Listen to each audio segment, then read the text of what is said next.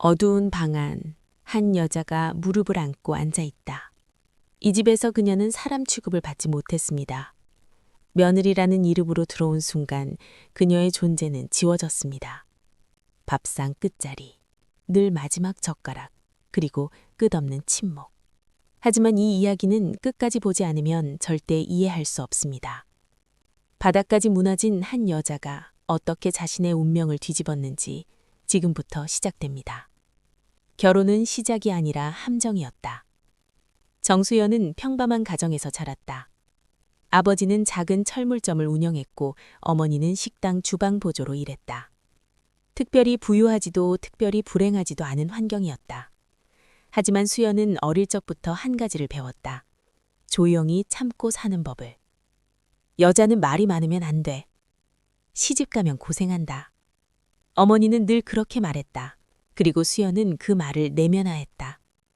대학은 지방 전문대 시각 디자인과를 나왔다. 성적은 우수했지만 집안 형편상 4년제는 엄두도 못 냈다. 졸업 후 수연은 작은 인쇄소에 취직했다. 월급 180만 원. 명함 디자인, 전단지 작업, 간단한 편집 디자인이 주 업무였다. 26살 수연은 회사 거래처 직원인 한 남자를 만났다. 강민호, 29. 중견 건설회사 영업팀 대리. 단정한 외모에 예의 바른 태도. 수연에게 강민우는 안정적으로 보였다. 첫 만남은 업무 미팅이었다. 수연 씨, 이 디자인 정말 깔끔하네요. 센스 있으시다. 민우는 자주 칭찬했다. 수연은 그런 민우가 좋았다. 인쇄소에서 인정받지 못했던 수연에게 민우의 말은 위로였다. 석 달 후 민우가 고백했다. 수연 씨, 나랑 사귀어 줄래요? 연애는 평범했다. 민우는 다정했고 수연을 배려하는 것처럼 보였다. 1년 후 민우가 청혼했다. 우리 결혼하자. 수연 씨라면 우리 가족들도 좋아할 거야. 그런데 그때 민우가 덧붙인 말이 있었다. 근데 우리 엄마 좀 까다롭긴 한데 그래도 마음은 따뜻해. 수연 씨처럼 착한 사람이면 금방 친해질 거야. 수연은 그 말을 믿었다.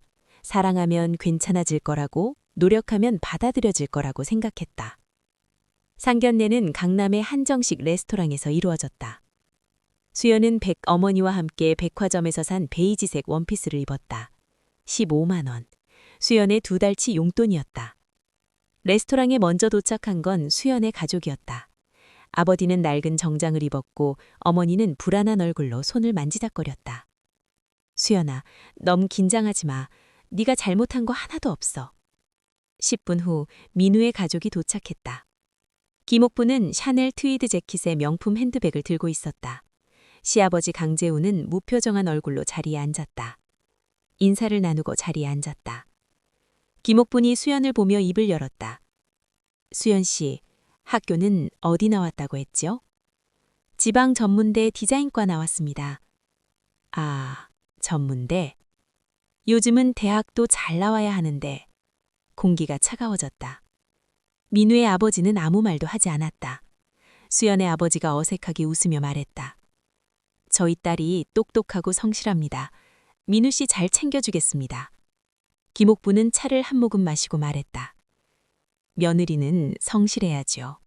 우리 민우가 워낙 바빠서 집안일은 며느리가 다 해야 할 텐데. 네, 그렇게 하겠습니다. 수연은 고개를 숙이며 대답했다. 김옥부는 수연의 어머니를 보며 물었다. 어머님은 무슨 일 하세요? 식당에서 일합니다. 아, 그러시구나. 그 말투에는 미묘한 무게가 실려 있었다. 식사가 끝나고 밖으로 나왔을 때 민우가 수연의 손을 잡았다. 우리 엄마가 좀 그렇긴 한데 나쁜 뜻은 아니야. 원래 직설적이셔. 수연은 웃었다. 하지만 가슴 한켠이 불편했다. 귀가 후에 수연의 부모님은 걱정했다. 민우 씨 어머니는 어떤 분이시래? 괜찮으시대요. 좀 엄하시긴 한데 착하시대요. 아버지는 한숨을 쉬었지만 더 이상 말하지 않았다. 수연아, 시집 가면 힘들 거다. 그래도 네가 행복하다면. 어머니는 말을 잇지 못했다. 수연은 괜찮다고 사랑하면 된다고 스스로를 다독였다. 결혼식은 소박했다. 하객 80명. 민우 쪽이 60명, 수연 쪽이 20명. 결혼식장 신부 대기실에서 김옥분이 들어왔다. 수연은 웨딩드레스를 입고 화장을 마친 상태였다. 긴장한 얼굴로 일어나 인사했다. 어머니, 오셨어요? 김옥분은 수연을 위아래로 훑어보았다. 드레스가 좀 화려하네. 우리 집은 원래 검소한 게 미덕인데. 수연이 고른 드레스는 가장 저렴한 대여 상품이었다. 68만 원. 죄송합니다. 제가 생각이 짧았습니다. 뭐, 오늘만이니까. 그나저나 화장 좀 진한 것 같은데. 우리 민우는 원래 화장 진한 여자 안 좋아해. 메이크업 아티스트가 난처한 표정을 지었다. 수연은 어색하게 웃었다. 네, 알겠습니다. 김옥부는 수연의 어머니를 보며 말했다. 사돈댁, 며느리 교육 잘 시키셔야 해요. 시집살이가 만만한 게 아니거든요. 수연의 어머니는 고개를 숙였다. 네, 잘 부탁드립니다. 첫 인사치고 차가웠다. 하지만 수연은 웃으며 고개를 숙였다. 결혼식이니까 긴장하신 거겠지. 신혼여행은 제주도 3일 4일이었다. 민우가 예약한 펜션은 조용한 바닷가 근처였다. 수연은 설렜다. 처음으로 둘만의 시간을 가질 수 있었다. 첫날 밤 수연은 민우에게 물었다. 여보, 우리 내일 뭐 할까? 성산 일출봉도 가고 카페도 가보고 싶어. 민우는 피곤한 얼굴로 대답했다. 응, 그래. 근데 수연아, 미안한데 내일 잠깐 전화 좀 받아야 할 것 같아. 회사에서 일 때문에. 신혼여행인데? 응, 미안. 중요한 프로젝트라서. 둘째 날, 민우는 오전 내내 전화를 받았다. 수연은 혼자 펜션 앞 바닷가를 걸었다. 점심을 먹고 나서야 민우가 말했다. 수연아, 엄마한테 전화 좀 드려야 할 것 같아. 혼자 계시니까 걱정되시나다. 민우는 30분 넘게 어머니와 통화했다. 네, 엄마. 잘 지내고 있어요. 수연이가 잘 챙겨주고 있어요. 수연은 옆에서 듣고 있었다.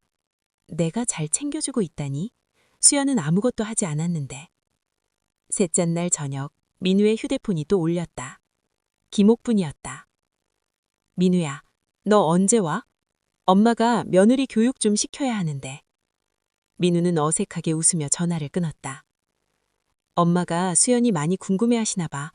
우리 빨리 돌아가는 게 어때? 하루 남았는데요? 그래도 엄마가 기다리잖아.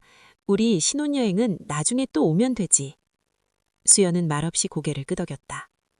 마지막 날, 그들은 예정보다 하루 일찍 서울로 돌아왔다. 공항에서 시댁으로 가는 택시 안에서 민우가 말했다. 수연아, 엄마한테 잘해줘. 나도 노력할게. 수연은 창밖을 바라보며 대답했다. 네. 하지만 가슴 한켠에는 이미 작은 균열이 생기고 있었다. 하지만 결혼은 사랑으로 시작해 현실로 무너지는 과정이었다. 결혼식 다음 날 시댁에서의 첫 아침이었다. 수연은 새벽 5시 30분에 일어났다. 민우는 아직 자고 있었다. 부엌에 가보니 김옥분이 이미 나와 있었다. 일어났네. 신부가 첫날부터 늦잠 자면 안 되지. 죄송합니다. 제가 아침 준비하겠습니다. 됐어. 오늘은 내가 할 테니 옆에서 잘 보고 배워. 우리 집 아침상이 어떤지. 김옥부는 수연에게 밥 짓는 법과 국 끓이는 법, 반찬 배치하는 법을 하나하나 지시했다. 우리 집은 된장찌개 간을 이렇게 맞춰. 너무 짜도 싱거워도 안 돼. 네, 명심하겠습니다. 아침상이 차려지고 가족들이 모여 앉았다. 김옥분, 강재훈, 민우, 그리고 수연. 그런데 수연의 자리는 밥상 끝이었다. 김옥분 옆도 아니고 민우 옆도 아닌 가장 구석진 자리. 수연이 앉으려는데 김옥분이 말했다. 며느리는 마지막에 앉는 거야. 어른들 다 앉고 나서. 네. 수연은 서서 기다렸다. 시아버지 강재훈은 신문을 보며 묵묵히 식사를 시작했다. 민우는 아무 말도 하지 않았다. 김옥분이 반찬을 먹어보더니 말했다. 나물이 좀 싱겁네. 제가 다시 무쳐올까요? 아니, 됐어. 다음부턴 잘해. 며느리는 말이 많으면 안 돼. 집안일은 눈치껏 해야지. 강재훈은 여전히 신문만 보고 있었다. 민우는 밥만 먹었다. 수연은 웃으며 고개를 숙였다. 그게 며느리의 예의라고 배웠으니까. 며느리는 가족이 아니었다. 시간이 지날수록 수연은 점점 투명 인간이 되어갔다. 어느 날 수연은 고열에 시달렸다. 몸을 가누기 힘들었지만 그녀는 밥을 차렸다. 김옥부는 밥상을 보더니 말했다. 국이 싱거워. 다시 끓여. 민우는 옆에서 신문을 보고 있었다. 수연은 부엌으로 돌아갔다. 아무도 그녀가 아픈지 묻지 않았다. 울고 싶을 때도 힘들다고 말하고 싶을 때도 아무도 귀를 기울이지 않았다. 김옥부는 늘 말했다. 네가 들어와서 집안이 꼬였다. 그 말 한마디에 수연은 스스로를 의심하기 시작했다. 내가 잘못 살고 있나? 민우는 늘 그 옆에 있었다. 하지만 그는 언제나 같은 말만 했다. 엄마도 힘들어서 그래. 조금만 참아. 그 조금은 하루가 되고 1년이 되고 결국 수연의 인생이 되었다. 결혼 3년 차, 민우가 퇴사를 선언했다. 형이랑 같이 사업을 하려고. 인테리어 시공업이야. 요즘 리모델링 시장이 좋대. 수연은 불안했지만 남편을 믿기로 했다. 김옥분도 처음엔 찬성했다. 우리 아들이 얼마나 똑똑한데 월급쟁이로 평생 살해가 아니지. 민우는 대학 동기와 함께 민성 인테리어를 설립했다. 초기 자본금 5천만 원, 그중 3천만 원은 김옥분이 내놓은 돈이었다. 처음 1년은 괜찮았다. 작은 프로젝트들이 들어왔고 민우는 희망에 부풀어 있었다. 하지만 2년 차, 대형 아파트 리모델링 공사를 맡으면서 문제가 터졌다. 발주처가 공사 대금을 주지 않았다. 계약서는 있었지만 허술했다. 민우는 법적 대응도 제대로 하지 못했다. 미수금은 8천만 원. 자재비도 밀렸다. 결국 사업은 문을 닫았다. 빚만 남았다. 3,500만 원. 집안 분위기는 얼어붙었다. 김옥부는 수연을 불러세웠다. 며느리가 복이 없어서 이런 일이 생긴 거야. 네가 들어온 뒤로 집안이 기울었어. 그 말은 판결이었다. 변명할 기회도 없었다. 민호는 옆에 앉아 고개만 숙이고 있었다. 어머니를 말리지도 아내를 감싸지도 않았다. 집안에서 무슨 문제가 생기면 늘 수연의 이름이 먼저 불렸다. 돈 문제, 가족 간 불화, 심지어 시아버지의 건강 악화까지. 모든 것이 수연의 탓이었다. 제가 뭘 잘못했어요? 사업은 민우 씨가 한 건데. 입 닥쳐! 며느리 주제에 말대꾸야? 수연은 점점 말을 잃어갔다. 웃음도 사라졌고 그리고 결국 자기 자신을 잃어갔다. 거울 앞에 선 수연은 자신을 알아볼 수 없었다. 눈빛은 흐릿했고 입가엔 웃음이 없었다. 이게 나인가? 사업 실패 후 6개월. 민우는 구직 중이었다. 하지만 번번이 떨어졌다. 나이는 35, 경력은 단절, 사업 실패 이력까지. 집에서 민우는 하루 종일 소파에 누워 있었다. 수연은 생활비를 벌기 위해 마트 계산원 알바를 시작했다. 그날도 수연은 늦게 귀가했다. 서연이는 할머니 방에서 자고 있었다. 그런데 거실이 어수선했다. 민우가 술에 취해 있었다. 김옥분이 소리쳤다. 이게 다 며느리 때문이야. 네가 복도 없고 살림도 못해서 우리 아들이 이 꼴이 됐어. 어머니, 저는 당장 나가. 우리 집에서 나가란 말이야. 이유도 없었다. 전저 화풀이였다. 수연은 얼어붙었다. 민우를 바라봤다. 하지만 민우는 고개를 숙인 채 아무 말도 하지 않았다. 민우 씨, 뭐라고 좀 해요.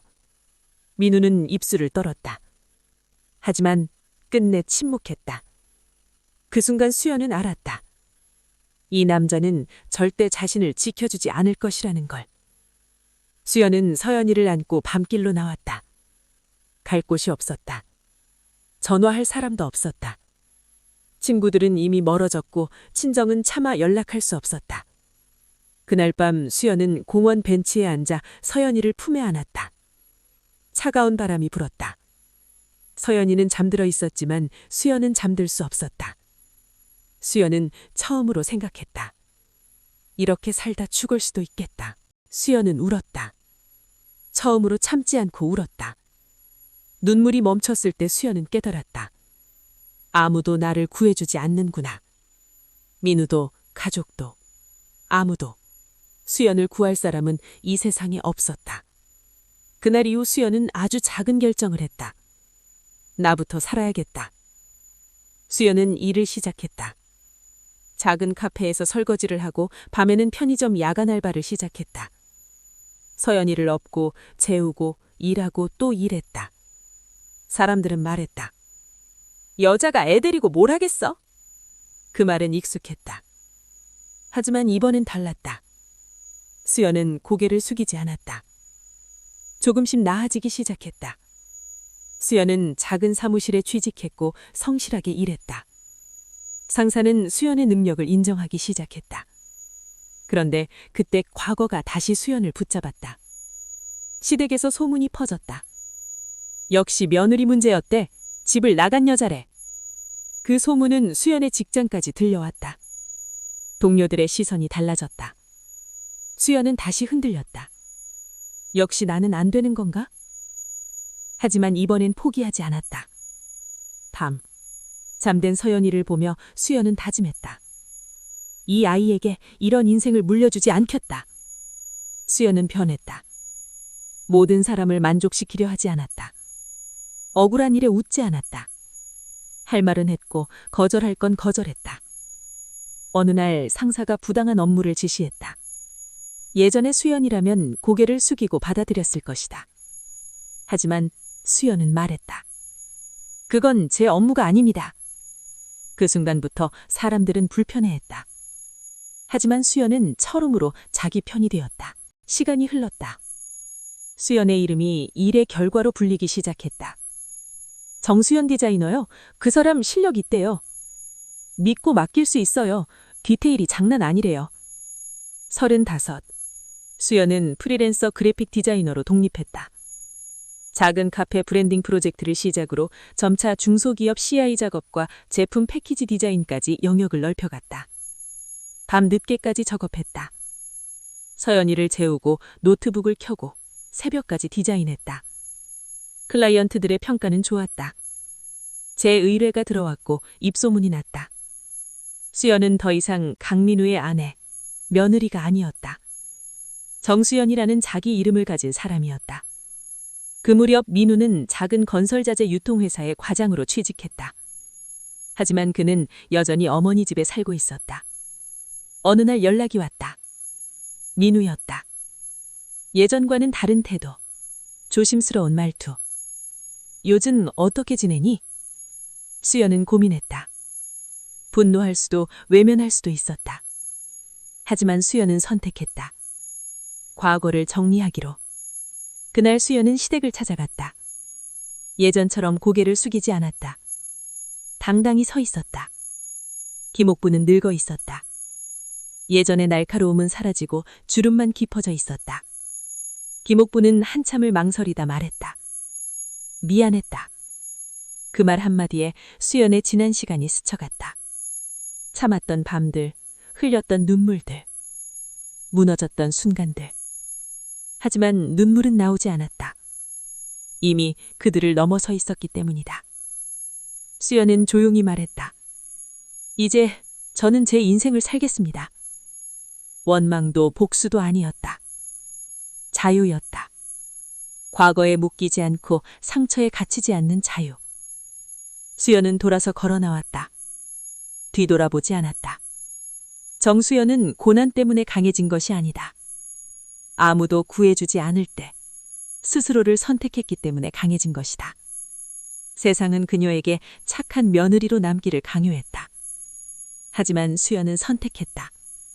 자기 인생의 주인으로 사는 것을. 화면. 수연이 9살 서연이와 손을 잡고 햇살 속을 걷는다. 지금 이 영상을 보고 계신 당신도 혹시 참고만 살고 있다면 기억하라. 당신 인생의 주인은 당신이다. 끝까지 들어주셔서 감사합니다. 구독과 좋아요 눌러주시고 여러분의 생각을 댓글로 남겨주세요.